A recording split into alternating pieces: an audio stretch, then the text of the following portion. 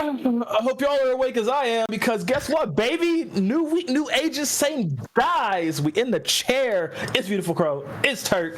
We got more action tonight. This one is a little bit more spicy because there's some qualifier action to see who makes it to playoffs. That's it. Yeah, moving in already into the Arcane Conference now. So we got 2 weeks of this here.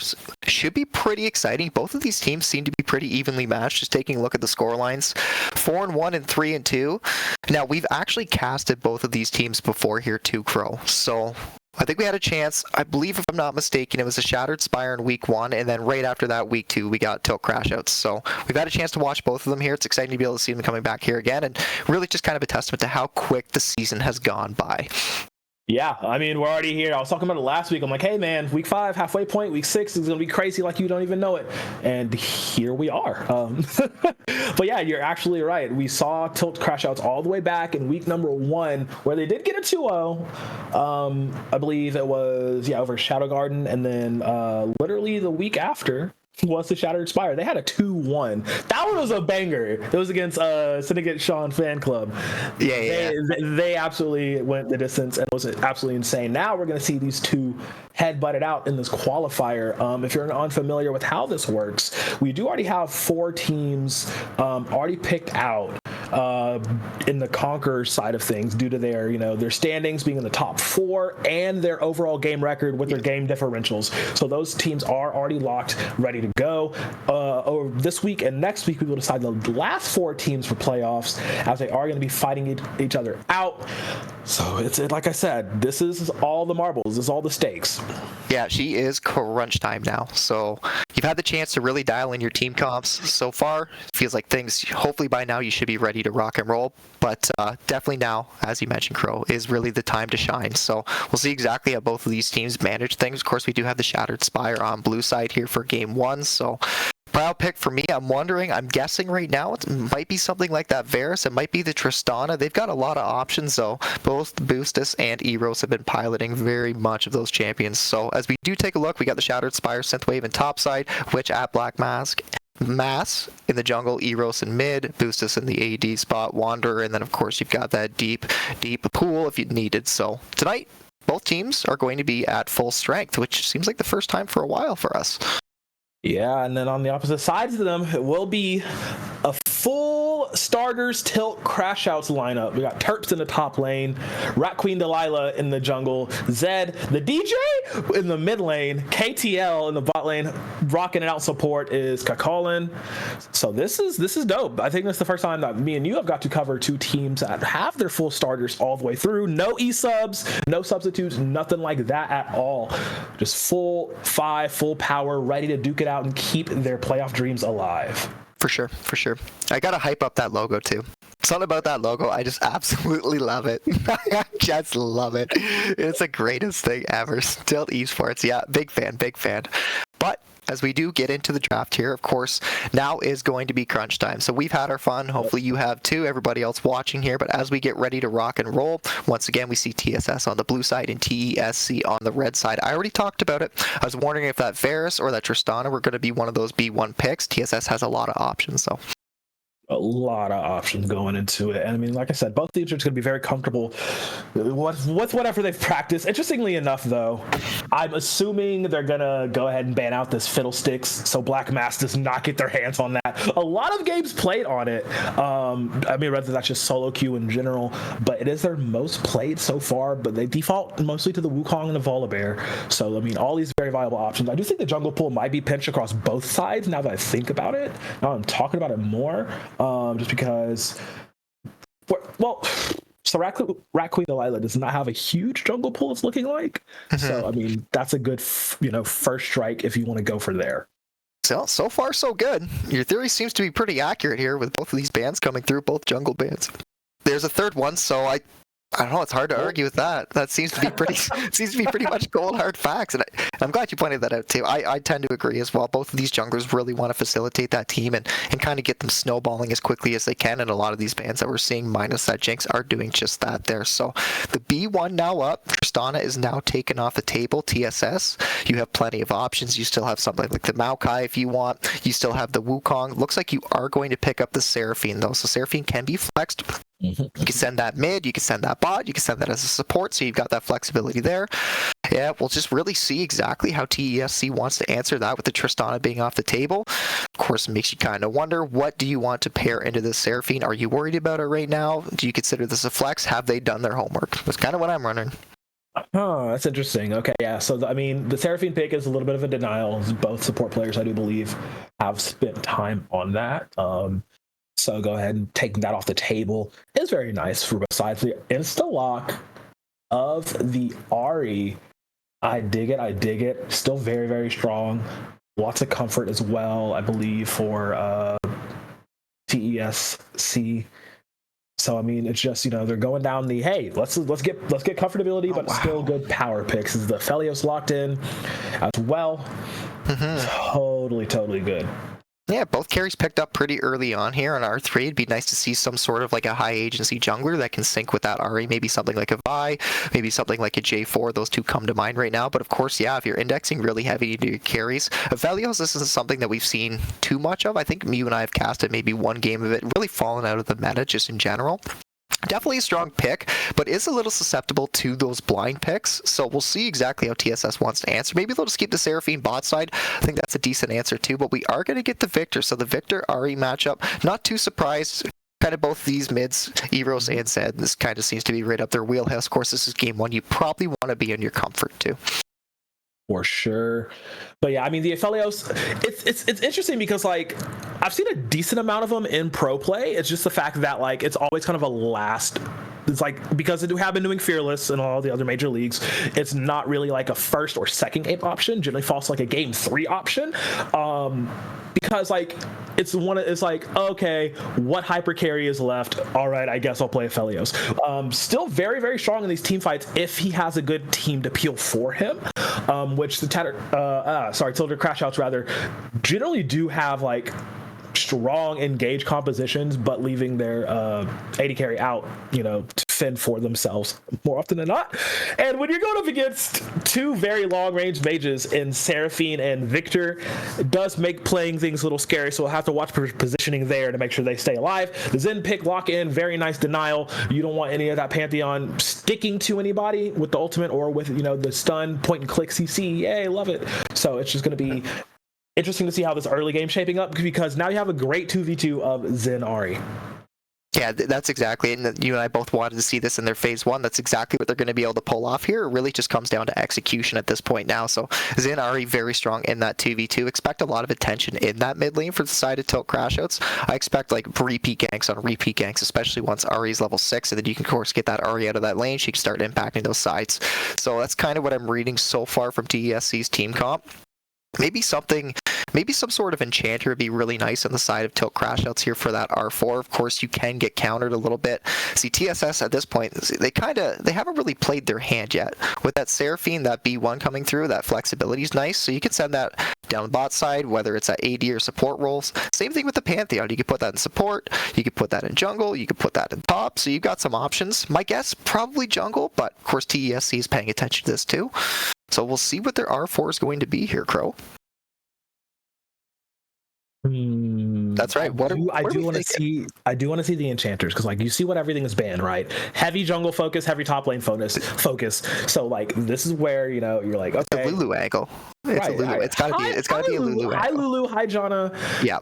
I mean, it's one of those two, and yeah, there's the Insalot plus Lulu, Wild Growth on Xin Zhao and Ahri to keep them safe when they dive in, or whatever top lane is also going to be picking is just kind of a given. Lulu plus Aphelios makes things really great in the 2v2. Like that is a damn deadly 2v2. Like I don't want to go up against that. I mean, they are against the Seraphine, so they're a little bit safer, but it's one of those very, very scary 2v2s that if it gets out of control early, like Tilted Crashouts have such a crazy like get out the gates team.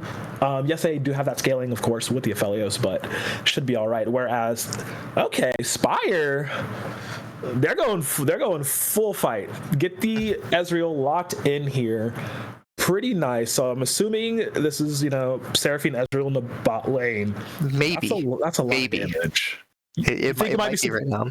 Support Pantheon angle, you thinking? I don't quite know. They just have so many like different options that they can do. Ezreal and Seraphine, I'm tending to lean towards that too myself, but you can send that Yeah, no, you're right. I'm cooking too much. Let's be real here. We're gonna get the Mordekaiser B5 here, so that's a lot of AP on the side of TSS. Hopefully that Ezreal and that Pantheon can get to those points. Usually Ez takes about that 2 item before he can really start to rock and roll. So it's gonna take a little bit of time. Equally so TSC. They've drafted themselves out of Felios Lulu that we've already talked about, but the scaling's there for them. No question about it here. This R5 is just really gonna be the bread and butter here for them. What do they want? I was gonna say something like an Olaf jumps out to me, but that's already banned here. So it looks like we are seeing the Nar hover right now. That's pretty solid. I think Tilt Crashouts have done a really good job in this game 1 here. The phase 1 was really clean. The phase 2 was really clean. They targeted who they needed to, and I think they're prepped and ready to rock here. I like TSS's team comp too, don't get me wrong, but I see some issues that might arise. Of course, that AP was one that I highlighted before, but TESC is a really well-rounded comp, and they have that scaling, they have that pick, they have the fight whenever they need to, and I like it. I like it so far here, and I think they're really coming out of the gate strong. I'm a big fan as well. One note though. Okay. If this Tilted Crashouts squad does not get like a decent header, if they're not even by like 15 minutes, this Spire team is just gonna get out of control. Because like yes, they do have some different item breakpoints and skill breakpoints, but like that is a nasty 5v5, and that's gonna be a maelstrom of the destruction. I'm excited to see it. But before we do that though, we gotta go to a break, and then when we get back, game number 1 between these two monster squads. Stay tuned. See you soon.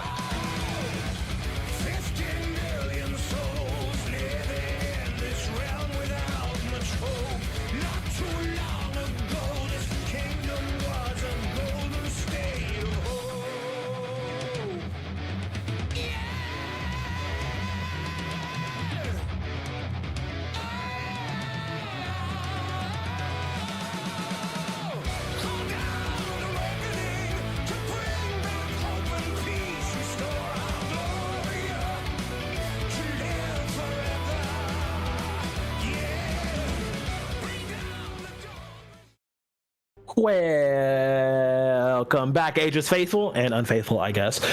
I'm Beautiful Crow. I got Turk with me. We're into game number 1 here between Tilted Crashouts and the Shattered Spire. Game number 1. We in it to win it. I'm excited. How you feeling? The show begins. I'm feeling good. I'm actually kind of nervous and I'm not even playing, so I think that kind of shows what we're gonna see here tonight, because yeah, this is it. It's week 6 now. Arcane Conference, this is where things really matter, and based off what we could see already from these level 1s, we just got that 5-point. Nobody wants to do anything too crazy. You see some really defensive vision actually being placed there by Rat Queen Delilah, just making sure that he covers his top side, making sure that he does not get invaded by that Pantheon. Makes sense to me, but we can already see the lines starting to be drawn in the sand. Both of these junglers are starting in that bot side. Assumingly so, they're going to be pathing towards that solo lane top, so maybe lots of action there. Might make some sense. I mean, that seems like a pretty volatile lane. Your bot side, it's Aphelios Lulu into what we assume to be Seraphine and Ezreal. No, it's going to be... Okay, so it is. It's the Seraphine Victor. We were talking about it before. We're like right? We're talking about, it's like, oh, great, we got all 10 players. This is, it should be easy for us. You know, we don't have to worry about subs or anything. And they all just roll swap. So lane swap, whatever it is. Yeah, they decided, nah, that doesn't work for me, Chief. So it'll be the double AP killer bot lane of the Seraphine and Victor. That does change the complexion of things a little bit. That 2v2 power goes up significantly with the... If they layer their spells and CC correctly, they should do a great job. Speaking of doing a great job, though, you know who's a really good job on helping you find Japanese items you can't find locally? Zen Market. Their one-stop solution for buying products directly in Japan, baby. Partnering here with Aegis. Blah blah blah. Quick. Blah blah blah. Check the panel in the screen. Click the link below. Promo code Aegis, all caps, for 1,000 yen off your international shipping fee. Zen Market, they got your back. Now back to the game. Check it out. They're a great sponsor. We're very glad to have them around here. So yeah, definitely check them out. We'll talk more about them as we progress here in this series too at some point. But yep, back into the game here. We saw some early trading from Synthwave on that top side into Terps. Getting a little bit of that advantage. No pots being burned top yet, but has accrued himself a decent CS lead here so far on the Mordekaiser. That melee into range matchup, not something you usually see. Yeah. Ooh, good call though. Good call, yeah. This is one thing I was going to be worried about here. Just the range. Yeah, he's going to get outranged and outdamaged here completely as this Lulu. Whereas like Seraphine has extended range with the passive on her autos and has the ability to heal with that empowered W. So a lot of bad timing's like right there. That hurt, Crow. Ooh. This double AP bot lane. Now, usually when it comes to AP champions in general, they scale better with the levels. So as the game progresses mid to later stage, Wanderer's going to be that much weaker, but early game, he's going to have a huge advantage with that range, as we've already seen taking place. Collins he has such a hard time on the Lulu trying to step up. When normally on that Lulu, you can. A lot of times you can be the one who harasses and pokes down, but unfortunately, as we've talked about, the range advantage is there. KTL fortunately dodges that. Big wave though. Very big wave, yeah. And I mean, honestly, the early game for this Spire squad is going to be a little rough just because, on the top side at least, Pantheon, needs level 3 for real before they can start making things happening.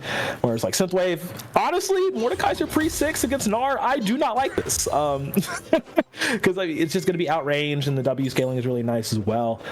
But once it gets to 6, pretty decent damage. You can't really escape. He's locked in the 1v1 and you have, like I said, decent damage to deal with him. But yeah, Terps right now playing it the best he can. A little bit down in CS, missed a few minions, but honestly, yeah, just get the wave, make it to your liking, dip out. Yeah, take that reset. That wave's going to come back to him now, too. So he's in a good spot. Can burn that TP and probably should burn that TP just to get back to lane. Wondering if he's going to go for something like the Phage first, but with that dagger being bought, I'm assuming not so much. But Triforce you can expect to see for sure here. So once he does have that, he's going to have that kite ability. That's where that Gnar really starts to come online. You have that side lane threat, and of course you have that engage too, that team fight. So Terps for now really just does need to buy his time. Synthwave has done a good job in this melee versus range matchup to be able to get that CS lead. He hasn't taken his reset yet, so we'll see exactly how long he stays in that lane. Could be down a little bit of tempo off of this, but so far it's pretty even. 5 minutes in, not surprising. I mean, there hasn't been a lot of plays. Very stock standard level 1, just a 5 points, so you can see nobody really wants to be that one to really make that big, well, I wouldn't say mistake, but rather big play. So Synthwave getting that prio here in Terps.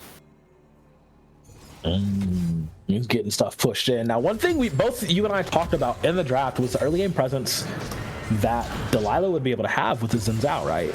We haven't really seen it, opting more for objective play, but this is something Crashouts have done before, I want to say, really focus heavily on objectives. So I'm not, like too worried about it at the moment, but you would have thought with this, Zen Arias, hey, look, a 2v2 is erupting immediately in River. That's what here we go. Ooh, the W landed too. They're just going to flash follow. One more dash in. They are 6. That is 6. Could potentially do this as a Spirit Rush, but no, the backup from the perfectly timed roam from Boostus. What? Okay. And a 2v2 turned into a 4v2. 2 kills going over to the Spire. All right, that's a nice little start. Yeah, Wander just in the spot side, he's going to continue to soak the solo XP, but the plates are falling quite quickly, especially with the white gun. You know the names, I don't. KTL is going to be able to net the second plate. Thank you very much. Oh, not quite, but very soon. So overall, at the very least, Tilt Crashouts is able to answer a little bit when it comes to the plates, but that's a beautiful roam from Boostus. You really got to highlight that because that 2v2 was already lost. As soon as Pantheon burned that flash away, you just figured that Witch was dead, but Boostus came around the corner, had the heal, had the double shield, and made all the difference there. They get the Rift, the Void Grub, off the back of that. Yeah, man. Like the mini map, I looked away for a second and then Boostus just popped up. It's like, hey, surprise Seraphine in your in your top river. Man, good job by the Spire though for getting that done and because that looked like it was gonna be first blood going towards Zed, but unfortunately not enough damage off of there. They get first blood and grubs, XP and gold across 4 different members. That snowball that I said need to start rolling. I mean, so they have a good chance of evolving this mid game. Wide on track for it. See how they can recover though. Tilted Crashouts rather. I mean, like I said, very early showings, still can come back pretty easily. But where is the focus lying? Where is the game plan going?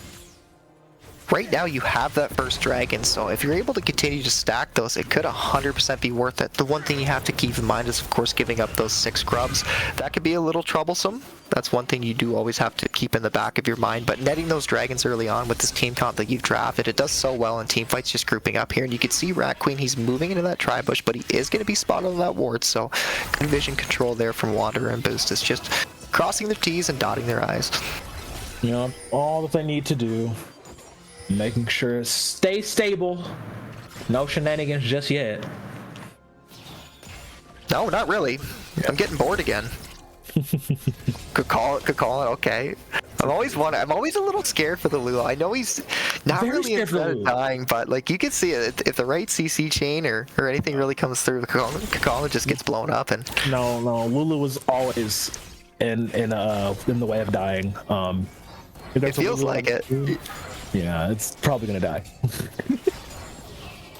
Honestly, they need to get out of this lane, and once they do, they'll be in a really great shape. They just need time on KTL to get a couple items, and then he's really off to the races, and then you're golden after that. So when you group up, you're fine, but this 2v2 does feel quite difficult. The good news for them, though, is that they've done a good job, as we do see a bit of an engage from Terps at actually controlling that bot wave, though. You can see consistently KTL and Kakalin are pushing Wanderer and Boostus in, which is really nice to see, especially with the fact that they don't have that range advantage, so that's adding up. Wanderer, though. Yeah, all right, we'll be caught here. Uh-oh, he's dead. Yeah, you're done. Yeah, Okay. That's one way to equalize the lead. I love it. Okay, that's quite the CS lead too. We can see Crow, the threat. Yeah. Oh, you can see they want the dive. Oh my god! Oh my god! The loud growth. That's reaction times right there. As Terps is on the run. Yep, flash, auto, synthwave. Gets it down. Will blow the flash for it, but I mean, hey, that's exactly what needed to be done. KTL will be stunned up here. Dodge out of the grab well though. Has a pretty decent combo. Immediate cleanse. Gravity field is there. Run, Kakolin, run! But KTL wants to go back and has Severum still on the table.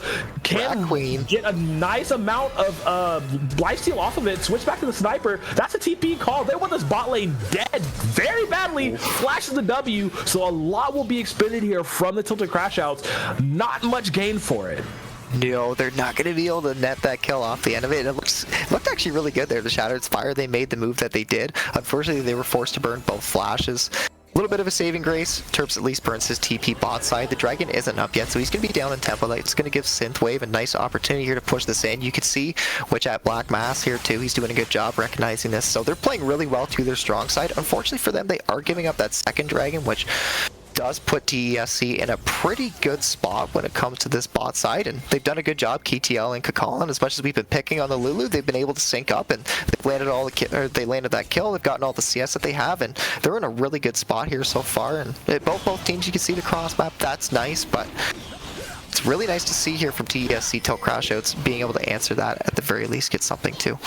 One thing I do want to highlight though, KTL sticking with the Calibrum, doing a lot with the Calibrum gun whenever they are on it. I know a lot of Aphelios like to, prefer using the Severum, the lifesteal gun, the red gun, in a lot of these dive or attack situations, but just having that extra range with the Calibrum, using the moonshot, it works out so well, especially in these extended ranges that, Victor and Seraphine will have for you. So just the wherewithal to know how to use their weaponry definitely shows, they have been using the champion a lot. They pushed their lead there from bot side, the tempo that they had, taking that dragon into getting some deep vision there, chunking Boostus in the process, forcing him to reset. Going to slow him down a little bit on the map, so DSC continuing to be as aggressive as they can on the map. That's nice to see. Synthwave is going to answer a couple plates top for their troubles here, and right now we kind of go back to that lull state. There's no neutrals to play for. They've already been cross-mapped. 6 grubs on the side of the Shattered Spire versus 2 dragons on the side of Tilt Crashouts. So pretty even overall when it comes to those neutrals. Of course, now we wonder who's going to choke on the sides. Is somebody going to give up another solo kill? Is a gank going to work? We do see that Pantheon does have his ultimate up. Maybe there's an angle there, but yeah, it's really just going to slow right down now, Crow. Yeah, just slow and low in the pace, waiting for more neutral objectives to drop down. Both dragons that have spawned have already gone the way of Crashouts, which is really good. But once again, that's showing Delilah focusing more on the objectives than on ganking. I mean, I can't say, oh, that's all they can really do. They do have decent CC in top lane and mid, right? It's just a matter of coordinating and focus. I guess it is pretty difficult to gank an Ezreal, but leaving the top lane alone as is well, I say that. He's hovering around this top side now. But, ganking on his Mordekaiser can be very difficult, like I said, with that ultimate, making every situation a 1v1. Decisions, Crow. Yeah, no. Where? I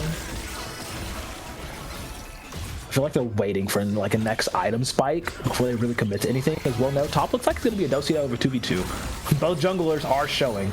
Do a little recall in their face, though. Not sure if that's going to stay. Yeah, I'm just going to reset it. So yeah, like I said, just waiting for the opportune moment. Yeah, I'm glad you pointed that out, because it really is about those item spikes now. You can see 2 items already completed on the side of Tilt Crashouts, so that's great. Of course, your Ari and your Zen, exactly what you wanted. That powerhouse duo in that mid, being able to rotate, make some plays. So those 2 are really strong right now. Only 1 item completed on the side of the Shattered Spire. So taking any sort of a fight right now can be really tricky. You're actually down in items, not necessarily gold, though. So something to pay attention to. If tempo's screwed up there, KTL is going to be forced to be canceled a little bit there. But if tempo is kind of slowing down here a little bit, if we don't get the resets on the Shattered Spire, they're actually down right now in those items. Yeah. Even more being completed now too.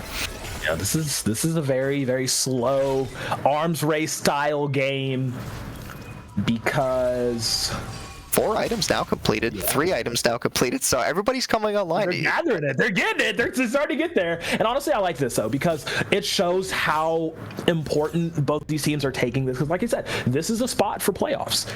This is a very important to win. And yeah, it's still best of 3, correct? Yes. Yeah, still best of 3. That's right. Every single decision matters significantly more, and no one wants to make a mistake. And even though there are 3 kills, slight gold lead over to the Shattered Spire, they're still playing very, very defensively. This tower come fall soon could potentially do it, but no, there's the Pantheon ultimate. Here comes Black Mass on to KTL. Does have the Severum and the Infernum down. Can lifesteal out of this, but no, the damage is too high from Black Mass. They're going to go and take that. Somehow, Kakalin actually stays alive and doesn't have to burn flash or their ultimate to get out.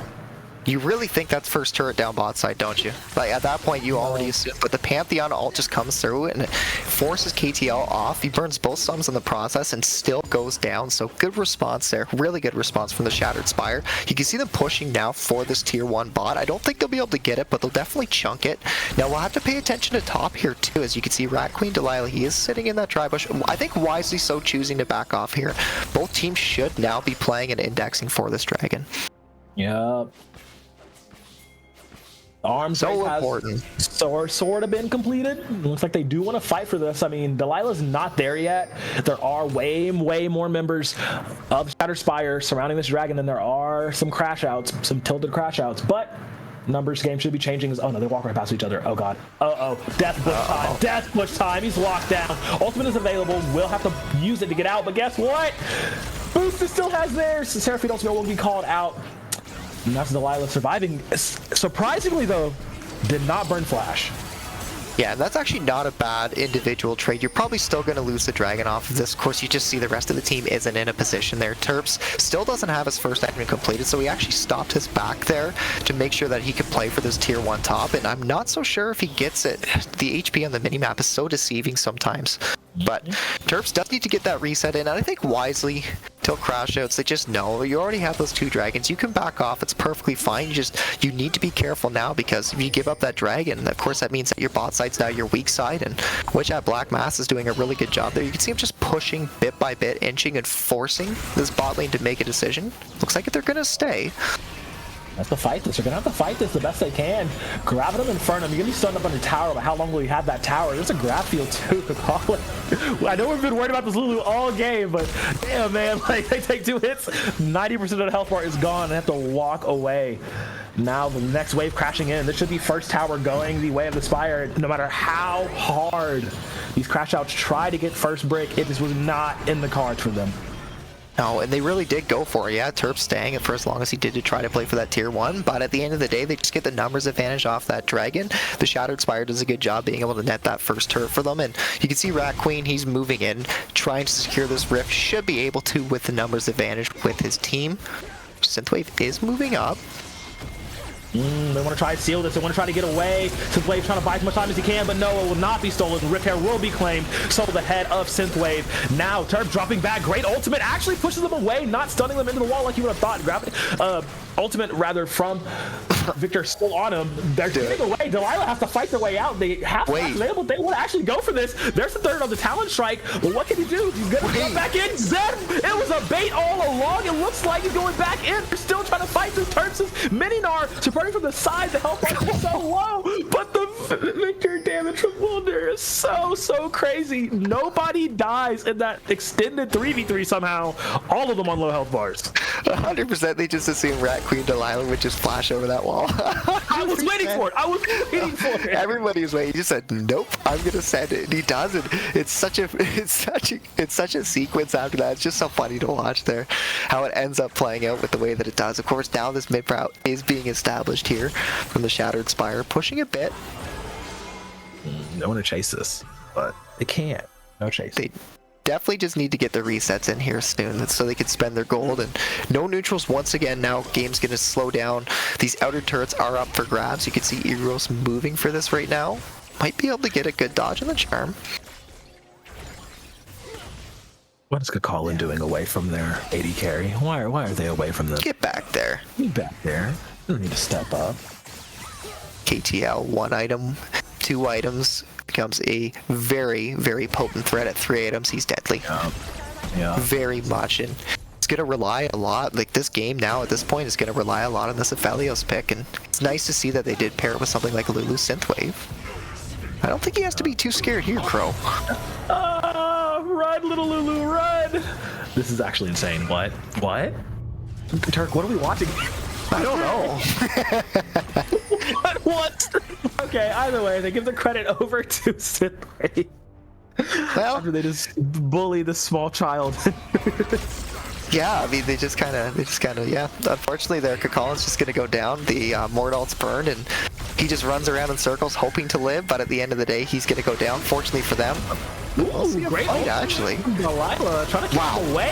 KTL, what the hell? Flat forward on the Aphelios to get the kill, goes for 2. You're right under tower. Yeah, that's another man for you. There's a shutdown as well as Terps is going to grab that one. That was a 5D chess gameplay game plan right there, Turk. I just cannot believe that happened. Calling the beast. He knew what he was doing. He knew. If I die right now, we're going to clean them up. They're going to overextend on the turret dive. And activate their sacrifice conditions. And now they're going to corner Arrows, who's trying to 1v1 the Lulu. But guess what, bruv? It's a bait. It's going to land, but the 1v from Lightning. But you can't get away. Oh, he will actually chase him down. Chilling Smite is there, going to clean it up. No way. Gone over to KTL. Shutdown gold massive in the pockets of the Aphelios, who's got that collector. He collected some heads. Very strong. He's going to have 2 items now for sure. He's going to be able to pick that up. I imagine, right? There we go. Okay, so he sells the Doran's plate. He knows. He sells the call. He knows. 2 items. Merc treads right now. KTL's terrifying here. This dragon's up in 15 seconds. You can see the whole members here, all from Tilt Crashouts, moving together. Terps doing a good job getting Prow on that bot side now. And right now, Eros is dead. Doesn't have that TP up. 7 seconds. Dragon is on the table. We know that there's been a high focus of it from these Crashouts. Let's see what the plan is. Actually not going for it, even though, like you said, Arrows was not alive yet. They could have tried to rush it down, but no, they want to play safe. Charm goes very, very wide. There also goes the Ezreal ulti, hitting nobody. So that's 2 big keys down here. See what the game plan is to try to recover this, because look at the positioning from the Crashouts. Look how much agency they're giving up. They're daring them to step into the river so they can try to get this death brush on them, but will be found out from the scout flies. Let's see what they're doing. They're gonna just go ahead and start the dragon here. Meanwhile, mid wave is the prio for the Spire. Oh yeah, this is gone. This is gone. There's, unless you want to dive in, flash for a steal, not gonna happen. Now is there gonna be a fight after? No, they're just separating and going in separate ways. Good patience. Very good patience, very good discipline. Now they concede mid-prow in the process, but they're not punished. And you can actually see Zed, he moved to make sure that he did cover it once it crashed into the turret. And that's kind of the issue when you're in a position like that. You do concede mid-prow, but if you're willing to pull trigger and you're willing to be decisive, it can net you up a dragon, and that's exactly what we saw here. And all the members now are just refixing their lanes, getting everything organized, and now you can see as they do, they've done a really good job of this in game 1. Like, they just swing their vision from bot side to top, and then they control top now. So they've done a very good job here. They've course corrected all their lanes. You can see them fixing this right now here. Gonna get the reset, get back on the map even stronger.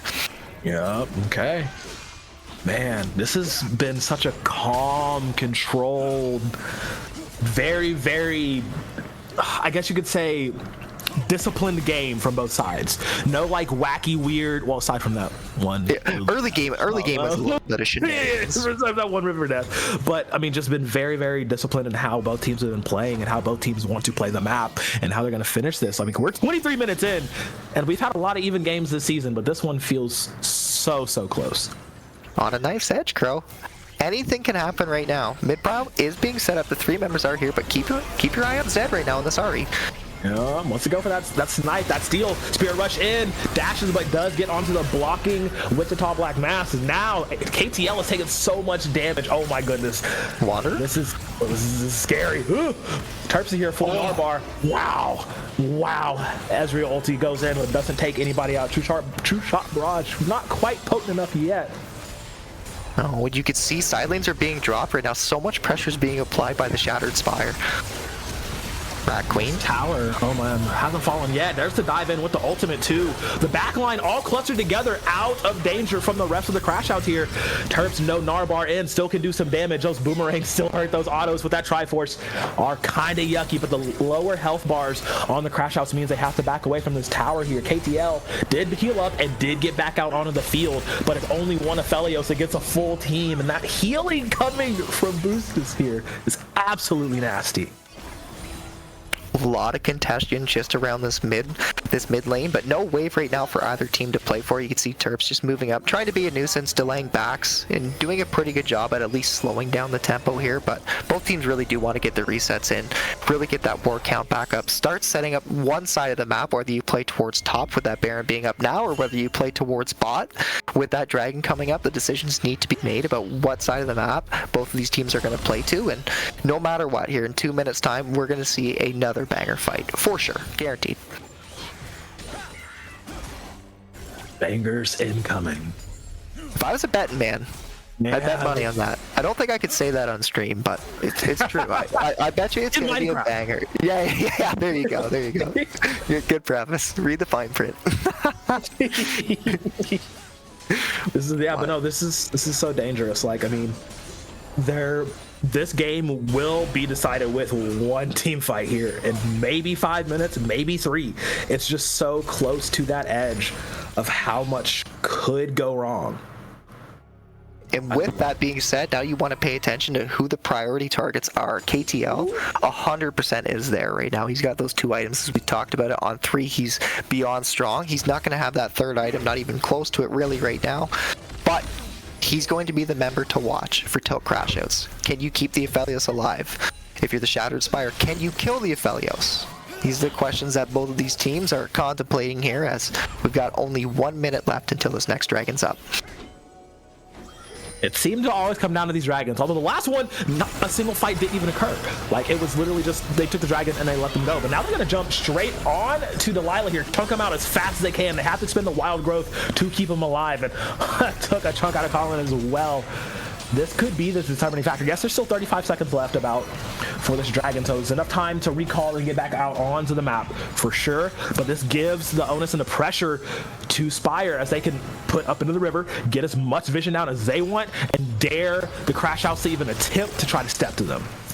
Side lanes are irrelevant, both are neutral at this point here, so it really does come down to all about this vision control here in this river here. How well can you do this? Push your mid waves out, get the prio there, get set up here, and the dragon's up in 10 seconds. All members have reset, they're all back on the map who need to. No real low HP bars, it really just does come down to proper execution.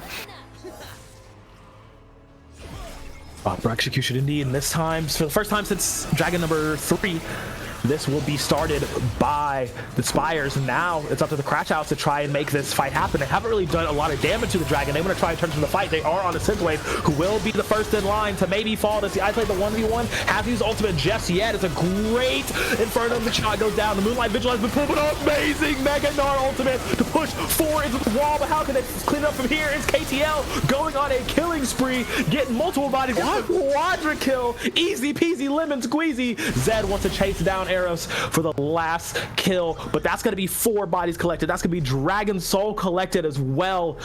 These Crashouts, they may be tilted, but they're going to tilt you right back. That was like the most random quad I've seen in a long time. Oh no, I don't know where KTL ended up. Yeah, it was great. He was in the back. So I mean, God, I wish I had a replay tool, but like the way it happened, the whole setup, all of them fighting towards Dragon in the middle of the pit, all of them walking back down, jump, flash in, Gnar ulti at the same time. KTL got the Aphelios ulti, happened to be using Infernum, so they all get burned, switches to Crescendum, and immediately gets 2 and just clean up the rest. Like, it was just the perfect scenario for the Crashouts to have their cake and eat it too, and then they get a nice little Otacon on top. Man. Here they go from Dragon to that Atacon. Now they're going to slow their tempo down a little bit, so the Shattered Spire is going to net a tier 1 mid, get some damage at the very least on this tier 2. They do need to be a little bit careful though. You can see both solos wrapping here slowly around. Numbers advantage is here for mid. Zed has a lofty position, jumping in, Spirit Rush. The charm is good onto 1, and it looks like we will sacrifice the Black Mask. KTL godlike here. Gonna fire back the 2-shot barrage to try to pick off any scragglers, mostly to take out the wave. Very much appreciate that. I mean, Eros has done a really good job of not dying in this game. He hasn't really gotten many kills and much action, but also very good at staying alive. And now this actually is the go button for the Crashouts to get the Baron. They're trying to get every single objective on the map, Turk. They're doing it. I mean, they're doing it, so kudos to them. And we saw it coming with that collapse. They had those 5. They have 5 members versus 4. They were decisive, pulled trigger, and the one pick that they needed to get, they got it. As soon as Pantheon's down, they're just decisive, something that we've seen time in and time out, especially from the mid stages of this game and onwards. And as soon as they get that pick, they rotate, take that Baron. See them now, they're going to just clear a couple camps, I assume, on the Sin, take the resets together, get back onto the map, and now we see where they start to pressure here with this Baron. They have all the cards right now. They have Otacon buff. They have Dragon Soul. They have the Baron. They're ahead massively. This is the time where you'd see higher caliber teams, higher skilled teams, I guess you could say, really push the tempo and force the other team to make a mistake because they are so much more powerful in this instance. I mean, look at KTL's items. What do you mean? IE, BT, plus, the collector, and also an average blade on top of it. Yeah, just force the fights, force the issues, dare them to make a move to step up to you. Oh my god. Playing on one lane right now. It'd be nice if they were splitting at least two. Terps could be in that bot side here, but the charm is going to land. Wow, what do I know? Blade gets deleted. Great return ultimate from this, but nothing can be done at this moment. There's no returning damage here from the Shattered Spire at this moment. And it's just like they're staring, they're like, oh god, how do we actually hold on to this base? How do we actually fight this monster heading towards us? And they're just walking towards them. Great grab field, but no follow-up still. That tower's gonna fall, it's gonna fold like paper. Terps jumps in, teasing that ultimate, teasing, he says, hey, just know I could get y'all dead at any time. But they're gonna take the tower, they're gonna take the inhib and actually walk out. Again, discipline. They just net that inhib. They know, they recognize the game state itself. You look up in your top left right now, you see that Elder Dragon's up in 2 minutes, and you being ahead as much as what you are with the Dragon Soul is great, but an Elder Soul makes all the difference. They do not want to flip that. They do not want to concede it here, and you can see those resets once again being set up. Pretty solid vision from them too. They don't have a ton of bot side wards, but they have just enough to spot the rest of the team here as they move out. So yeah, this mid to late game has just been, honestly, it's been so well done here by them, and it really is up the back. It's just making sure you take a good play. Don't try to force it into a great play, because with a great play there's great risks. So they're not. They just consistently get one objective at a time, secure that, take the resets, get back on the map, and play for the windows when they're as strong as they can be. When will those windows come though? 1 minute and 30. That is my answer. You think so? It's gonna be a big old fight around Elder? There almost has to be at this point. All you need to do with this Baron is just get your mid wave pushed and your bot wave pushed. That's all you need, and then you can start to force fights. That's on your own accord here. Kakal recognizes that too. You can see him move in here for some deeper vision. Pantheon needs to be a little careful. Just gonna get forced off his camps here, but this is nice, right? We can now see these 4 members transition to this bot side here, trying to set up, looking for the play on this, but the numbers are going to be matched. Yeah. I mean, Terps is in the top lane, is doing whatever he wants at this point. It is a 4v5 in that regard, but the damage numbers, the itemization is just far superior on the side of the Crashouts here. They want to try to step up. They can get stepped on pretty easily as Black Mask gets aggressed on immediately. Delilah just walking out. Not feeling too threatened. Wanderer has to come up clutch here. There's so much damage on this Victor and great positioning at this point, but it's just the fact that they're just not able to delete any of these members. None of these members on this side of the Crashouts are tanky at all. Blackfire Torch plus Leandries is an absolute nightmare for them, but they just can't get onto anybody as the charm barely goes wide. His arrows though chunked to less than half, burning down as well. They're trying to defend this turret, turn it into a 4v4 as Synthwave does go to try to deal with the mid lane wave on the inhibitor, but it's just nothing they can do here as they're going to take another tower, and the slow bleed out is starting to get worse and worse.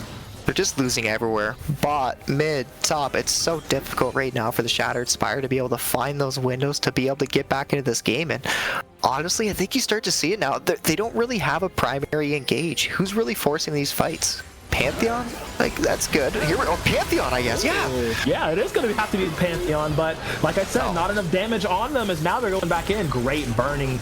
Ooh, Infernum Crescendum from KTL. Stepping forward, this Aphelios is unafraid. Gets 3 people on him, just heals right back up. That's absolutely disgusting. Zed is on a killing spree, takes out arrows, trying to get onto him. KTL in the fight against Synthwave, but he got boys at his back, and they will boost him up and bop some baddies, and now will fall. Just looking to be an ace as they clean it up. Terps throws the house at him. It's a full ace. It's a full wipe. And this is 5 strong on a single member deleted off the tilted crash. I was going to take game number 1 here. We said it was going to take one big fight, and that last dragon fight that gave him soul, I think that was the fight to decide it.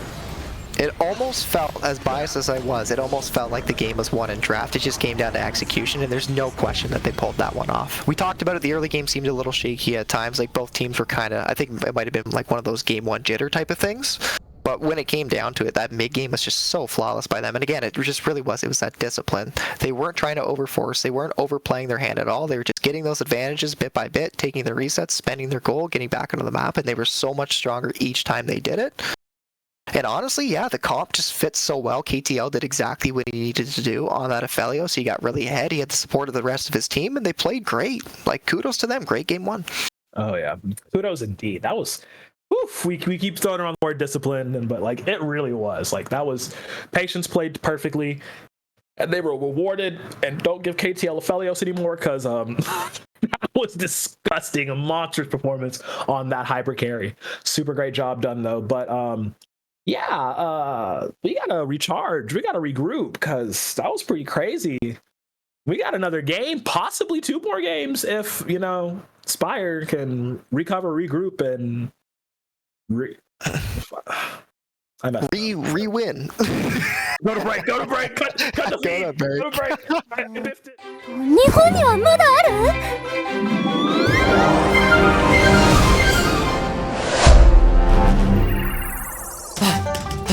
急がないと在庫があるのはそこだ。遅かった。そのフィギュアを一つだけ譲ってくれんやろか。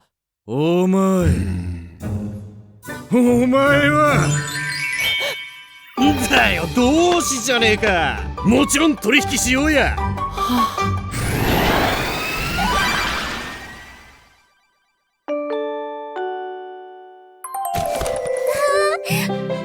りがとう、全マーケット。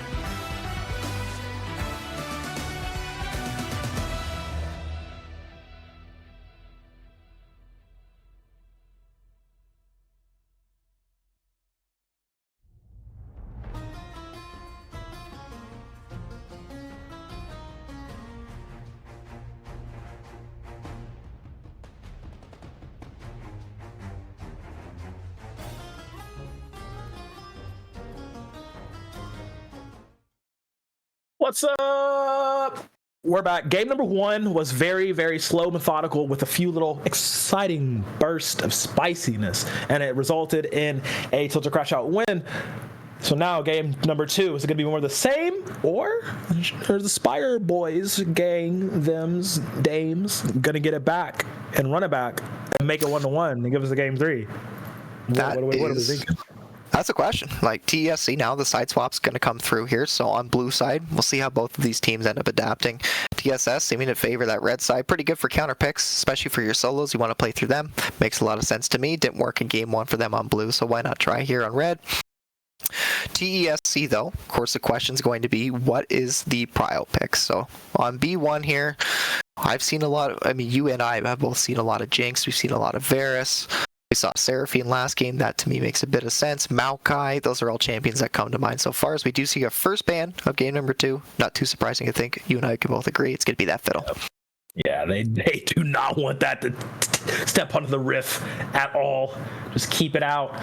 And again, the Viego and the Darius insta-bans, we've seen the damage those can do. Absolutely very smart to keep those off the table. So, I mean, I kind of assume it's going to be very similar bans to game number 1. Get rid of the hyper carries too. No Tristana, no Jinx. I'm assuming. Oh, look at that. Boom, bam. Amazing. Immediate insta-lock here. Zed wants to stay on this Ahri. I do like that, though. Okay. Here we go. You're going to see the Ahri here. The B1, I mean, what went really well for them in game 1 there, of course. They just R1'd it anyways, so why not pick it? Yep, for sure. What is the answer going to be from TSS this time here? We saw it was, you and I both thought it was going to be the Victor, but it turned out to be that Ezreal in that mid lane. It just seemed like it didn't really get things going in any real way until he hit that 2-item spike. But then the game kind of fell like it was out of your favor there. So we're going to see the Xin this time locked in for TSS. That's a denial pick. Yes, so I like pretty that. Nice. Good opener, too. Good opener. Yeah, I'm going to take that away. I mean, Black Mass definitely can get some damage done with that as well. But I swear, every time I'm about to make a point, it just like hits me in the face. But we're just old. We're just old. We're in this together. I know, man. But I mean, I do like that. But I just want to see all 3, right? I just want to see more agency from Black Mass. Not to say that they weren't doing a lot last game, but just more early game pressure. The Taliyah pickup 2 is going to allow that to happen. This mid jungle duo is actually very nice, especially with roaming too. Post lane, like it's going to be really nice. We did see a lot of Eros was stuck in lane on this Ezreal. He didn't really leave lane until everybody else left lane. Now, being on this Taliyah can allow that to happen, but the Lilia lock-in. But is this top lane Lilia or is it jungle Lilia? I mean, there was a time. I doubt it. I highly doubt it's going top. So it should be jungle. That's my guess. You can outpace this in. I'm a little worried about your mid because, like, whenever you draft an Ahri, it's really nice to be able to have that strong 2v2. We saw that in game number 1 from them. But in this game 2, you can see already TSS, they have that much better 2v2 in that mid. So that's Xin and Taliyah. Super scary to deal with. And I just don't think the Lily is going to be able to help on that front. Now, if you can continue to outscale, you're probably golden. But we are going to see the Jhin pick here through it. You got a good reaction there. You like this? I don't like this. You don't like this? Okay. Only because it's this early on. I mean, this is like really indexing into a lot of high burst. I mean, with the Ahri, with the Lilia now, and now Jhin, like they have to be able to burst things down. You're picking it this early on. So much room to counterpick. Like right now, TS said, "Oh, man, you want to pick Jhin? Yeah, I'm gonna get an Ord. You want to ult? Psych! You don't get to play the damn game. Like it's So this might be a wrench in the problems of Tilted Crashouts here. Is now we're going to the next phase of bans and immediately take out the Renekton. Yeah, they want no counter. They want no aggressive pick onto that. But Crashouts are actually going to take away the Seraphine, which I guess. I mean, early game. I think it's good here. I think it's good early to take game. away. Seraphine was very much a problem, but yeah, I see why I can take it away. Yeah, it buffs up that Xin. I kind of agree with you. I don't think you need to ban it, but I can kind of get the rationale behind it. You don't really want to give that away here. I think the Jhin does fine into the Seraphine. I don't know. I'm not going to read too much into that ban, but we are going to wait for the next one from TSS here. First ban being Renekton, you and I kind of agree there. That makes sense. Second one set, that too makes sense here. With that R3 Ornn, you want to try to avoid as many of those counter picks as you can. We'll see exactly what gets picked up here. We can assume it's both going to be an ADC. Which one? not so sure right now. You've got quite a bit of options. Ezreal's still on the table if that's something that you want. Prepare for that. You can go the Varus. Varus seems to do A-okay here too. So, I don't know, lots of options, Crow. I don't know. I'm just kind of waiting now. So many options. They want, that Senna ban was a strict look straight at Wander and saying, no, you don't get to play this game because the Senna on Wander is actually insane. So now they're going to settle for the Sivir. It's Lulu again. It has to be Lulu. It's Lulu again on R5. So, what does Tilted Crashouts do here? Swain. Are they going to lock that? Top Swain? I don't know. I don't like that. I'm going to be honest. I'm going to keep it a buck. I don't like that one. I don't like that. I mean, I'm not playing it, so I don't mind. It's all right. You can do whatever you want, but I don't like it. The Swain pick. Okay, so it's going to be Swain support. Yeah, I mean, I guess where else it could go top, I suppose, but that's so much AP. You really don't have. I guess you have the go button with the Ahri and the Camille. I think we lost you there, Crow, unless. Oh, no, I'm still here. Me. Oh, you're still here? That's I got to sneeze really badly, and I did not want y'all to see my sneeze face. So. All right, so I just brought attention to it. There he is. That's oh, great. God. Oh. Okay. R5 Bard. 5 Bard. I mean, that's really good. That's actually really fun. So, I mean, this does mean DS is going to be playing a little bit more of the long game than anything. Crashouts. I don't get the Swain pick when there's so many other things that are open. Casante's open. My guess. So the Swain. I think the Swain is there to counter the Lulu. Because I know that Swain does well into that champion. So that's my assumption. I think that they're just picking the Swain there, assuming that the R5 Lulu is going to come through, which that's what I thought. It made a lot of sense. Right. So pick the Bard. That's right. And the Bard's going to be answered instead. So it's going to give you a lot of agency now. In that 2v2, TSS could have a little bit of trouble, especially earlier on. But once that Bard's out of that lane and roaming and impacting the rest of the map, that's where things get real scary. TSS drafted themselves a really solid comp here. And it really comes down to just Taliyah. How quickly can you get this Taliyah ahead? You have that counter pick into that Ahri, which is a good matchup in general. You have the 2v2 advantage, and you have a roaming support. I mean, like, once you get out of lane, you have the disgustingly dangerous Taliyah Bard roams everywhere. I mean, that might even happen before lane phase is effectively over. It's really interesting now to see. And, like, the Jhin Swain pairing is so interesting. I think I've only seen it maybe 2 other times. So, like, man, I don't know. Like 4 of those not 4. Okay, so Lilia, I can't talk. Lilia was questionable because I didn't really like the Lilia pick with the Ahri. Again, this is just my opinion, which is whatever. Call me out, I don't care. But I didn't like the Lilia with the Ahri. The Jhin, you and I kind of agreed with too. You blind pick a Jhin. It can be fine at times. Usually, like, it'd be like more of a fearless mode though, right? Like all the ADCs have already been picked, so that you pull out a Jhin, but you're just gonna blind it. So they answer with an Ornn. That's a really solid answer.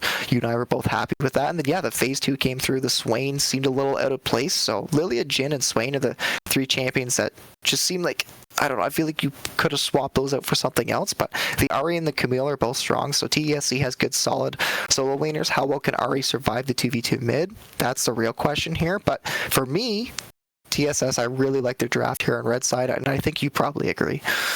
I really do. I mean, this is a very, very solid skirmishing comp, but also a full team fight comp as well. Like this composition does really well in like 2v2s and 3v3s, but it also does exceptionally well in 5v5s. Can't really say the same for the Tilted Crashouts lineup. There's just so many single target, single pick actions going on here. You know, like weird. Like, it's just like, weird. Yeah, it's just very, very, very weird vibes. Weird. Because.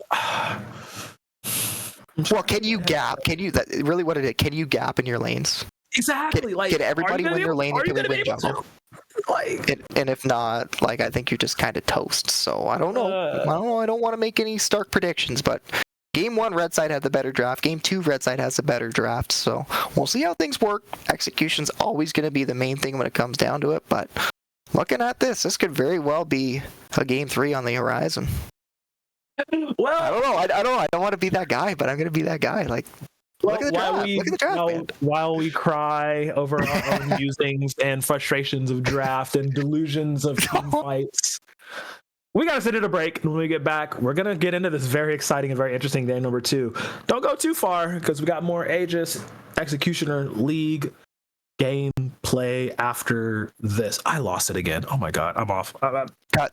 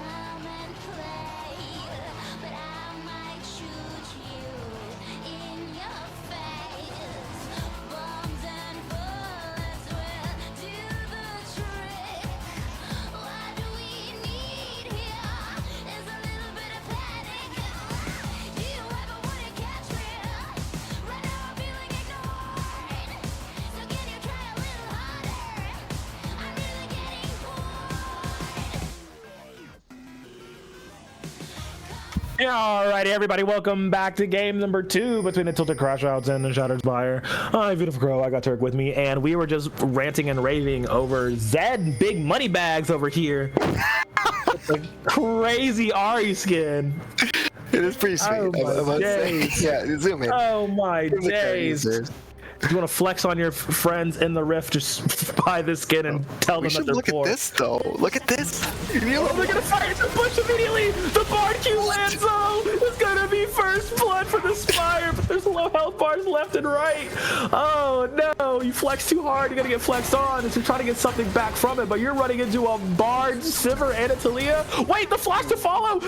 Oh no, Delilah missed the Q, so unfortunately he's not going to be able to get the kill. Oh my goodness, it's a disaster. We're paying too much attention to the skin. 5v5 fight in the bot side brush, and I'm surprised only one member goes down. I'm so surprised there, Colin. He's gonna take the L. He is gonna die off the back of that, and which at Black Mass, he's gonna net up that kill. That's nice for him. So pretty spicy level 1 there. Obviously those jitters from, pretty spicy level 1. Obviously those jitters from game 1 are really taking effect here in game 2. You love to see it. Oh, love to see it indeed. Oh my goodness. Okay, how can the Crashouts recover from this? I mean, they also lost first blood last game, but it was an arguably much better position, as now you're going into this one with a, like I said, questionable composition. We'll see how can they make it work. The Swain support probably going to be having to do a lot of this heavy lifting, you know, using that E to get that pull in. These W's from both champions are very, very potent. And in the top lane, however, Synthwave definitely controlling this early game. And that Charm's going to connect, proccing the electrocute, but... The Q damage is so crazy on unworked ground. Ooh, nice threat on that Q as well, though. Gets a tiny bit of health back. That's still a little worse for wear because of the minion wave. Yeah, he's gonna need to get right. He's gonna miss a couple off that too, I think. I'm pretty sure that was in turret. Definitely in turret range here. He's getting zoned here so much from Eros. The Talia's doing such a good job right now. Yeah, keeping him away, and we'll skill into charm, you know, to try to get some sort of ground so you can get back. And double W lands with both powers with the ignited flash to follow. You're out of auto attack range. The fourth shot could have sealed the deal, but unfortunately KTL didn't want to try to risk it going under tower. Even though they do have the barrier, they don't want to play too crazy. Yeah, that 4th shot was available. Eros. Oh, should be able to land this, but no! Arrow still had their flash after that crazy level 1 held it this entire time. Saves her life again. That's 2 kills that should have been gone over to the Tilted Crashouts, but neither were picked up. Kind of crazy when you put it like that. That flash 4th shot, that should have been a kill, but I actually think the animation for the 3rd auto was still like channeled or something there, because when he flashed, it looked so clean. I thought for sure he had the kill, and it looked like there was that timer, but it just didn't get off. And yeah, that's 2 kills that are unfortunately not going to you, and by no means is it the end of the world there, but it would have been nice. So kind of get that tempo going for you a little bit earlier on. Of course, with that level 1 going the way that it did, would have been nice to be able to rebound there, but things just kind of go back to a neutral state now, Crow. Yeah, I got to go back to the drawing board, enact plan B, C, D, E, and F to see if this works. A lot of low health bars. Ooh, goes for the E auto to get the stun, but something's pretty beefy. You might actually fall here, but no, the minion's helping him out a tad bit. They don't want to try to flash to follow as both do. Synthwave gonna get out by the skin of his little godly teeth. Still has that biscuit too, gonna get that wave pushed, and you can see Synthwave, he's taking that reset. As we do see Zen, he is spotted on this ward, gonna move into Try. Doesn't know that Try's warded right now though.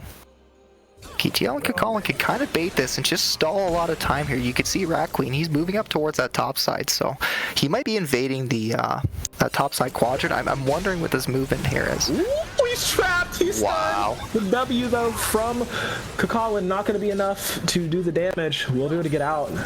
Black Mass just walk straight into a damn bear trap, if anything. Has an odd leg to get out. Luckily does have boosters and Wanderer to help him out.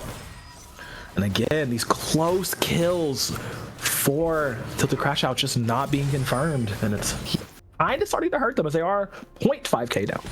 honestly, not to be that guy, but they're actually doing really well here right now because it's Rat Queen. That's what we're paying attention to right now. Rat Queen's doing a really good job of being able to take those second Raptors, and that's a huge swing in momentum here for Lilia.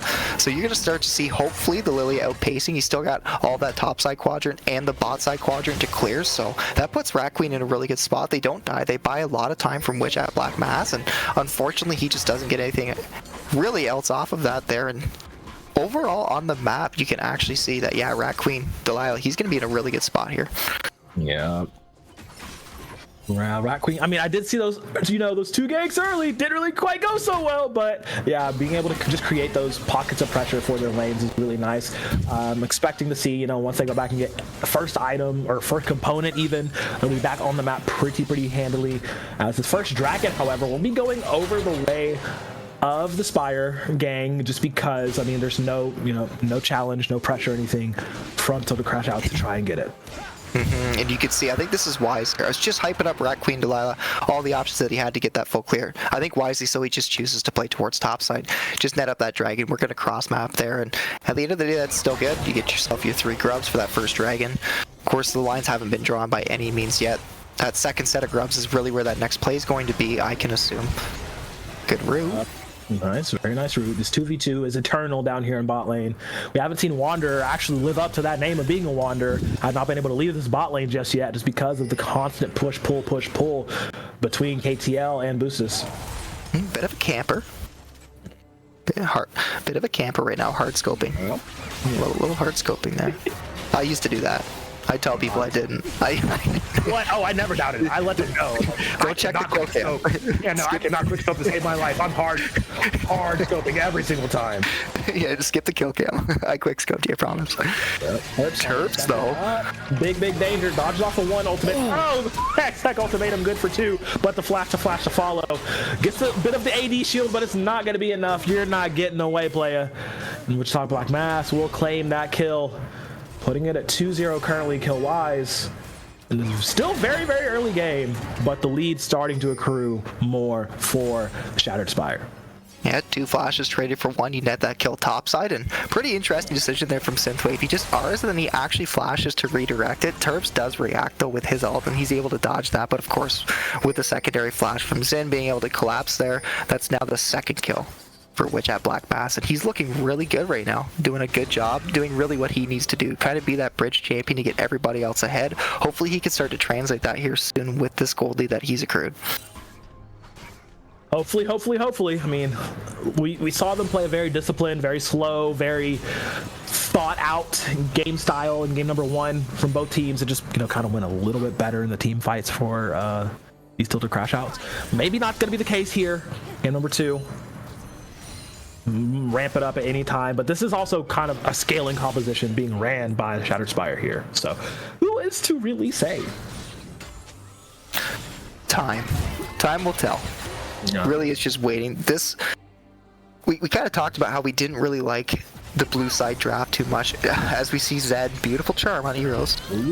Yep, I'm not gonna be able to get away here. Psych, I lied. Weaver's wall actually gets him out.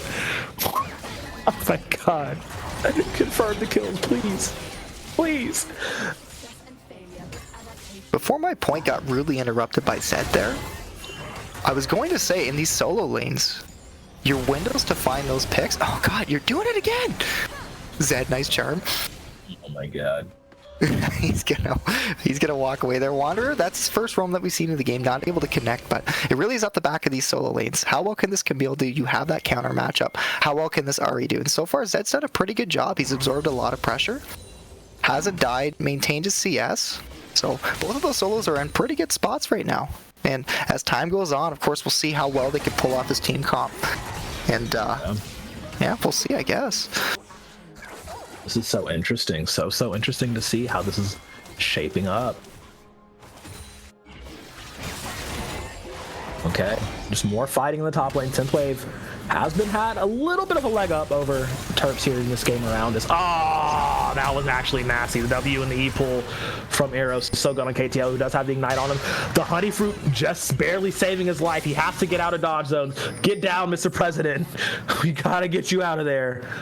As just the bullying numbers from Shattered Spire, and these better item breakpoints are just working out very well for them. As Kakalin having to hold up against 2 members here. There's so much focus being given on this bot lane. Yeah, the good roam from Talia, being able to find that seismic shove is huge. Being able to chain CC that with the Bard Q is that much better, and of course you're going to get both sums out of KTL. And that right there, while it doesn't net you a kill, it most certainly nets you priority on this dragon, and you could see KTL was forced to reset, but the river is controlled right now by the red side. So much control, so many skirmishes, so many smaller scale fights this time around, this early on. It feels like it's causing Tilted Crashouts to really have to think more on their feet. They're not getting these long setups. They're not getting these long plays. Zed keeps getting caught. Arrows, please don't go back to Ezreal. I love you, dude, but like this Talia, definitely working a lot better than Ezreal was last game. Yeah, big fan, big fan. Ooh. Okay. Yeah, no Swaynar was burned too, something we did not mention either. Of course, that really limits your opportunity to be able to fight for the second dragon, and I think wisely so. Rat Queen's just going to move towards his top side, net up those 6 grubs, and that's actually pretty good. Arguably, I'd take that trade, and you don't have a lot of siege, but you have quite a bit of split with Terps, so I think a lot of these tier 1s and tier 2s can easily be taken by this Camille. Okay, dragon. Number 2 secured by the red side once again. All right, let's see what the choice is next. It looks like they're trying to go all eyes on Zed, who's running for the hills. Flash from Wanderer. No immediate Q afterwards. Grubs will still be secured here by the Crashouts. So they're getting something back. They're getting something back, Turk. They're looking for it. The Flash from Wanderer, at the end of the day, only burns the RER. So nothing too crazy from there. Obviously, you want a bit more, but maybe just a little bit too overforced. At the end of the day, the 6 grubs, as we did talk about, are going to go to the side of blue, which is good. Now they've got their win con. Hopefully, they can continue to get Terps in some sort of a good spot here where he can get that first item. At that point right there, you're really strong. That's where you could really start to duel out this Ornn earlier on with just a flat resist that Ornn has. Even with the true damage that you have on this Camille, makes things troublesome, just like this. Yeah, they want to get Terps again, who will be able to get out though this time around. Still blows the flash just for security's sake. Didn't want to get hit by that call of the Forge God. They're calling it the choo-choo train. Us and trains, man, we just can't escape it. No, we can't, can we? For those who don't know, I live right by the train tracks. And so does Crow. We hear it all Literally, of the time. Yeah, it's right outside of our complex. All of the time. It's lovely. Big fan. So much fun. Perma alarm clock. It's fantastic. Right. I got 20 minutes of the next one, so. You got it right dialed in. That's PTSD. You know exactly when it's coming. Great. Neutral overall, though. We did see those cross maps come through both sides. 6 grubs were netted. So that's not too bad, while 2 dragons were netted as well. Of course, Tilt Crashouts and the Shattered Spire. We'll see how well they can handle this Kakalin, though. No, I'm gonna get up a little bit. Should be able to pull, yeah, just a little backfire in the queue. This is interesting, yeah, because he's gonna take more and more damage here. I mean, not really any itemization completed just yet for either supports. Meanwhile, you're staring at a pickaxe and a warhammer and the crit cloak as well. So I mean, Boostis is doing a lot of damage this early on as this Sivir, and it's starting to get a little out of control. Yeah, it's not getting any better either. That's it. The Sivir scaling is it's actually absurd. The amount of wave clear that champion has. You have like a lot of the time when you pick a champion like Varus, is because you have perma mid control. So anytime that you want to play for any neutral, whether it's Dragon, Grubs, Rift Herald, Baron, whatever it is, as long as you send your Sivir mid, you can get prio on that lane. You can push it here as with KTL. Oh, this is a big dive. They want both bodies. They brought an extra large bag just for that. As Kakalin burns the ultimate, but you're not going to be taking too much out of anything here. Can't even pop the ult to extinguish. The cleanse! No, it's ignited in the last seconds. Okay. The minion? Was that a minion auto? Was that a minion auto? You were out. You were out. You were literally out, my man. Oh, God. Well, synthwave though. You're dead. Yeah. They said we getting something back. It's gonna flash in and E out, and they're not gonna follow under tower. Turk, it happened again. There's no way. You can see, look at Talia's moving too. They're going. Yeah, there's, oh my goodness. Oh no, it's so doomed. It's so doomed. That's a double going over the Weaver's wall. Oh no. Oh wow. Okay, Zed a little late for the follow-up. Did burn their TP to get up there. This is absolutely disastrous from the moment in that bottom brush. Fast forward 14 minutes and now you have this scenario. So what do we draft the next game, guys? Yeah. I'm just kidding. We're just teasing, but yeah, that is definitely a series of unfortunate events, and the fact that Synthwave survives. Look at this TP though. Oh, it's a deep TP. They don't not know spotted. It. Not in vision.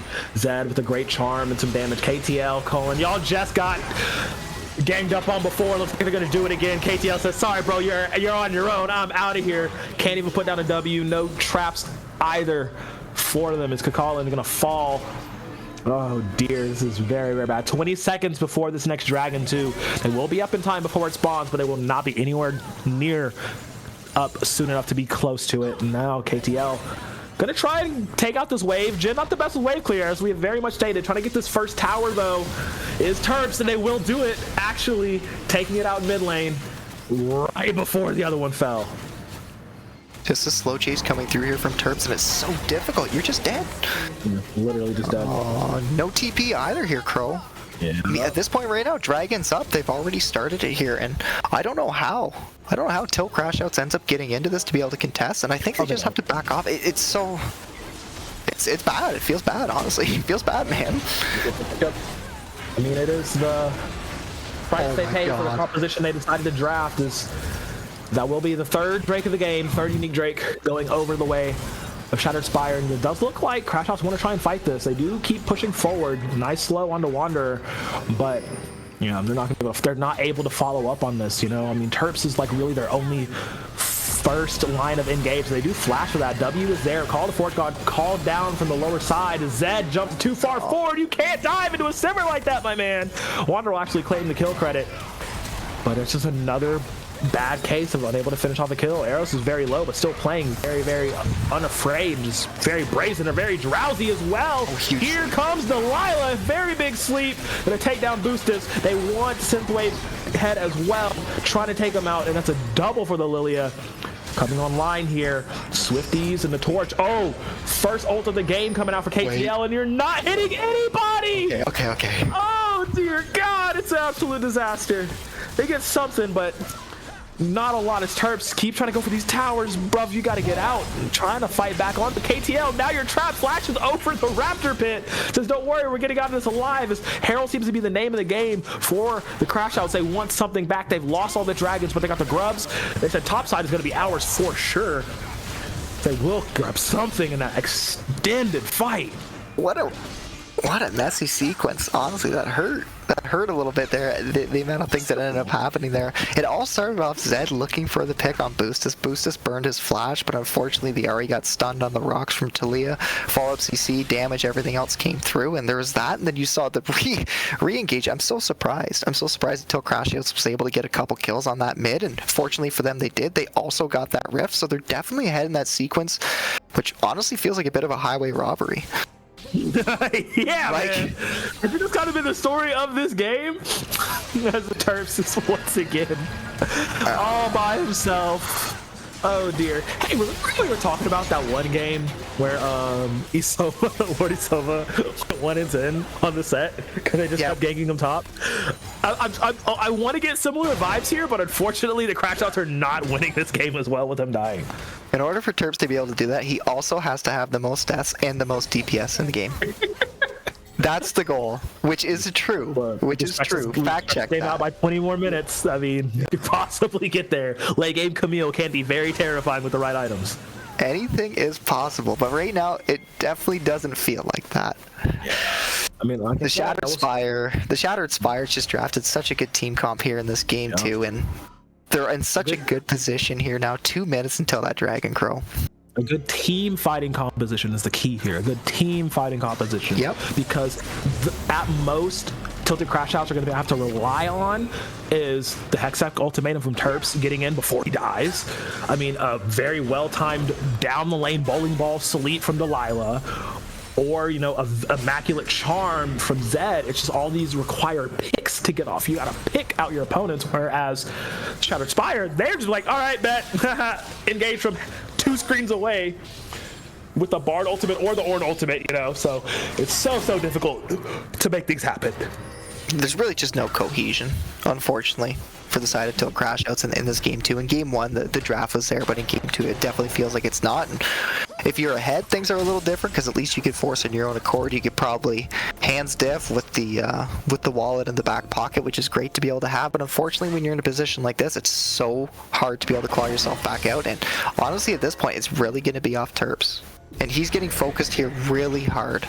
Yeah, they don't want this Camille to be a factor in the game, and it shows. They've been bullying him since moment 1. Ooh, that's also the Bard ultimate gone out, but Zed eating a face full of ice rocks as well.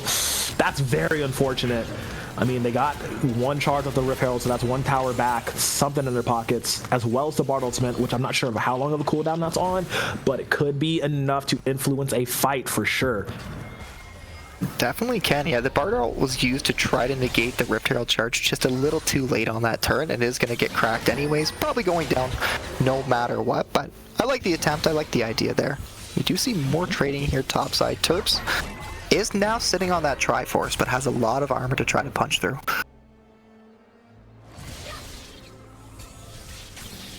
Okay, it's resetting now. 15 seconds till this dragon. And it does look like there is the big focus from it, from the Crashouts.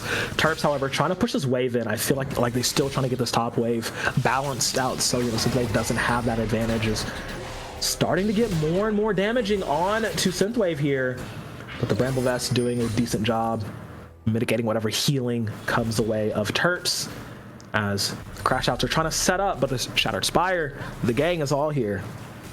Yeah, it looks like both top laners. Synthwave for sure is going to take his reset.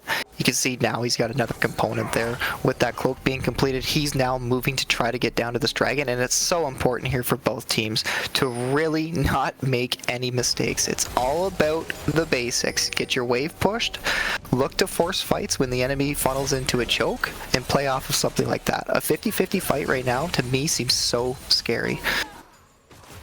Yes, extremely scary, because you know, 1 well-placed ultimate from either Synthwave or Wanderer, and that's the fight done immediately. And you can see that's on the faces, in the minds at least, of the Tilted Crashouts too, is they're not trying to, you know, be brazen with their approach at all. No, and the Shattered Spire has options now. You don't have to take the soul. It's nice if you get it, but it's not game ending by any means. So you have that option to pivot. You could play towards that top side. You could force something like an Atacon, but with this positioning, it definitely shows they do not want to concede this. Yeah, I mean, look at the pings though. They are getting corralled more and more into the Dragon Pit while this mid lane tower is open. They do get a pick on a Synthwave. They want to whittle down this tank as much as they can, as Delilah will start up this Infernal Drake here, leaving the rest of the team to fight. And they're caught on the call, who can't even cast a single spell. And there goes the fire. There goes Ornn ultimate as well as the Bard ultimate back into the fight. Look how quickly the health bars of the Tilted Crashouts evaporate. Zed, however, does get the first kill, and that's actually a rebound kill from KTL to shut down. Oh no, your front line is dead. That means the squishies are super squishy. No the way. Bruce is trying to get something back, but he gets nothing. And it's a triple claim from Zed, a full ace. But turn, what the hell? I looked down for a second, and the Crashout started winning. I don't know. Like, that fight started off so well. It started off so well for Crashouts. Like, Oh well. You burned Kakal and you just killed him right away. It seemed like it was already done and dusted. The Swain ult couldn't even come through. It's just over right then and there. But nope. Rat Queen Delilah just ended up flashing into that backline. He landed, I believe, a 4-man sleep, and he forces... Yeah, he forced the Talia to flash away too. It bought so much time for the rest of the team, and the fact that KTL was left alone, just poking from range, had the ultimate going and everything, it just turned... It turned the whole state of the game right around here. And wow. You're not out of the woods yet. You still have 4.5 minutes until the next dragon's up, but that buys you a lot of time. You get this tier 1 turret. You're on tempo now. He did get over the pit. Colin hit the blast code and did get over the pit. We'll regroup with Terps though, so he has a buddy at least. But oh my god, I thought he was about to die. But I mean, yeah, like that last fight, breaking down that dragon fight, it's the fact that they lived. Only Colin died. That's actually insane. Big clutch moment from Rat Queen Delilah. Managing to get that sleep, like you said, the fight turning ultimate. And I mean, part of that was due to them doing a lot of damage down to Synthwave before the initial 5v5 started off. Because when that full fight started, their main tank was less than half HP, made things a little bit easier, I would say. Cooldowns were already burned. He had already used the Ornn ultimate as well as the Bard ultimate. Not theirs, you know, to provide that protection. So the conditions were well met. That was a large influx of gold for them too. Multiple shutdowns claimed, as well as 2 towers plus the dragon. Look, we gave the Crashouts a way to get back into this game, and it looks like they are taking it. Now they're trying to go on Otacon, which will be envisioned here because of that ward that no one ever sweeps for some reason. There we go. It's going to be answered, and now everybody's running towards it. They will get the charm once again on the Synthwave, but they're burning a lot of cooldowns onto him. Full 3-man Bard ultimate. Once they come out of stasis, they're done. The evaporated, eviscerated, destroyed. Good job from the Crashouts to try to get something back, but the vengeance is paid back tenfold.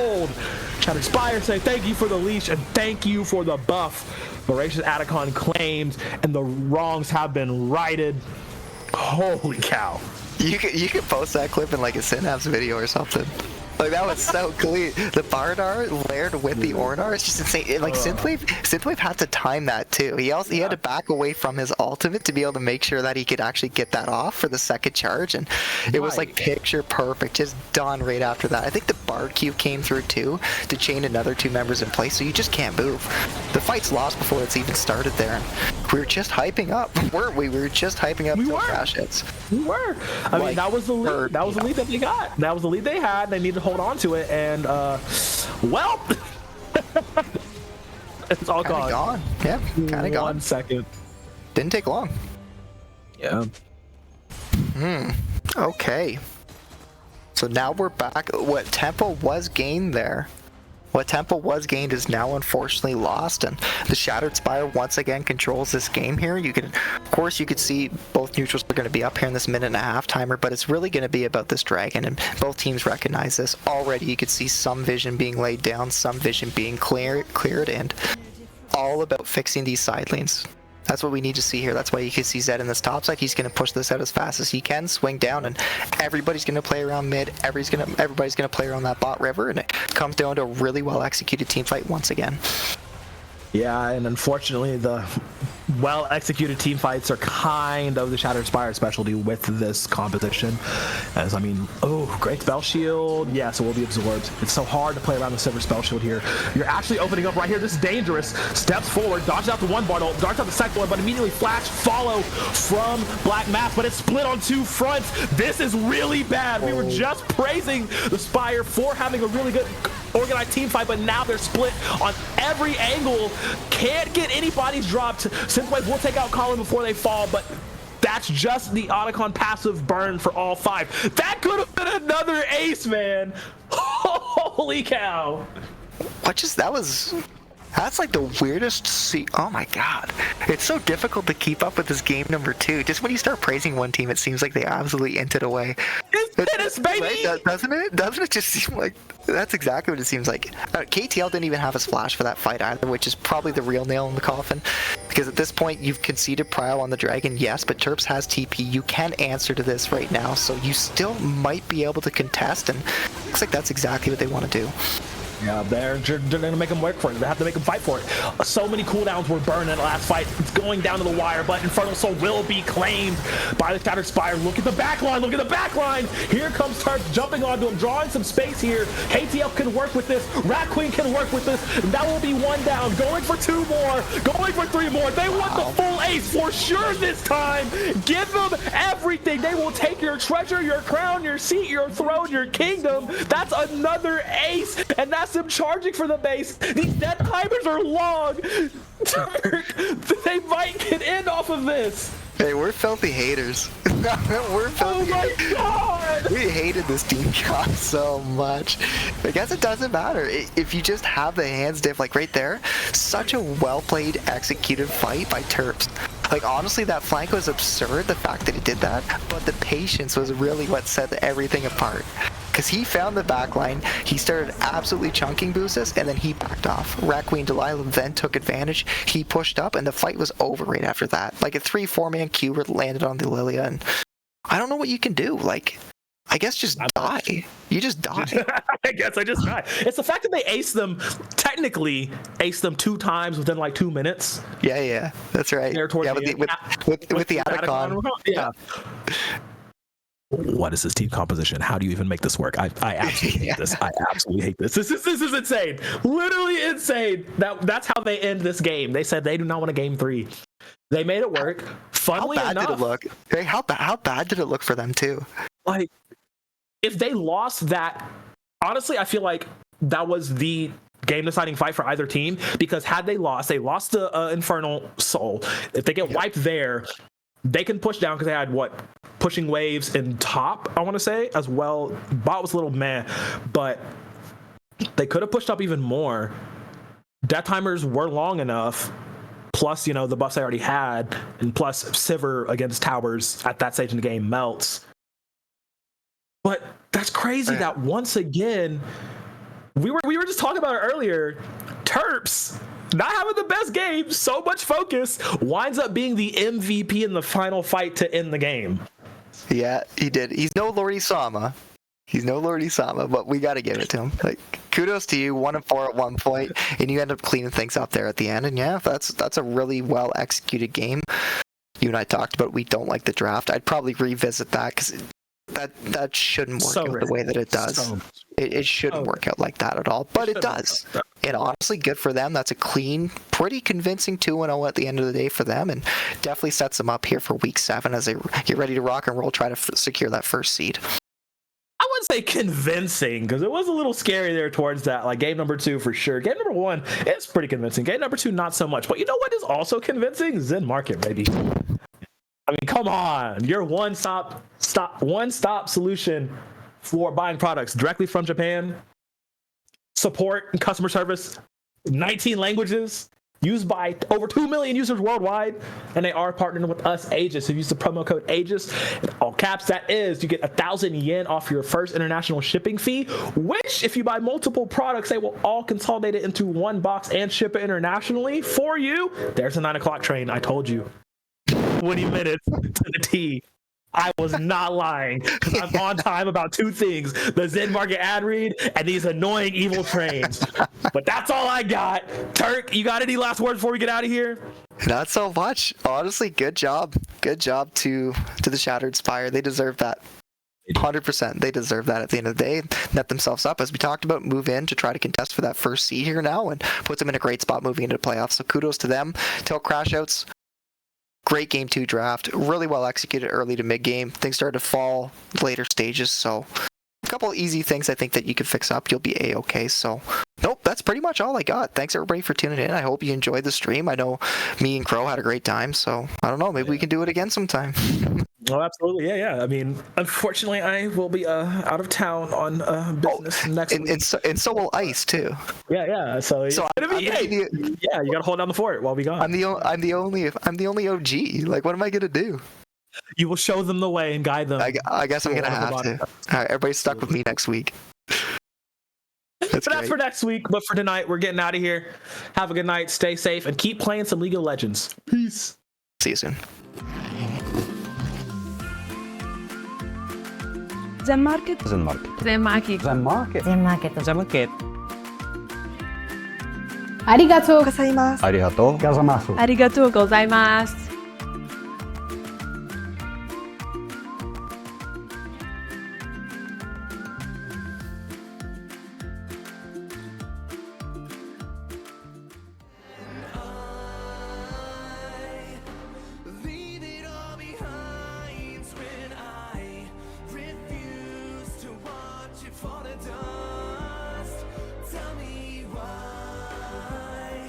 It won't ever be the same.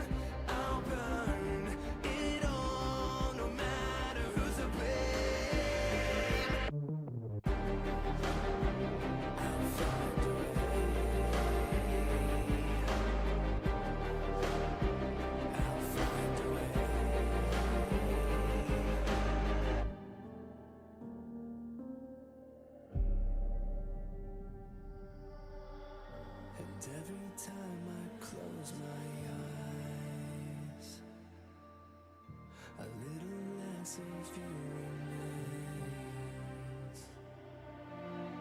I know you're slipping further from me now. Am I too far?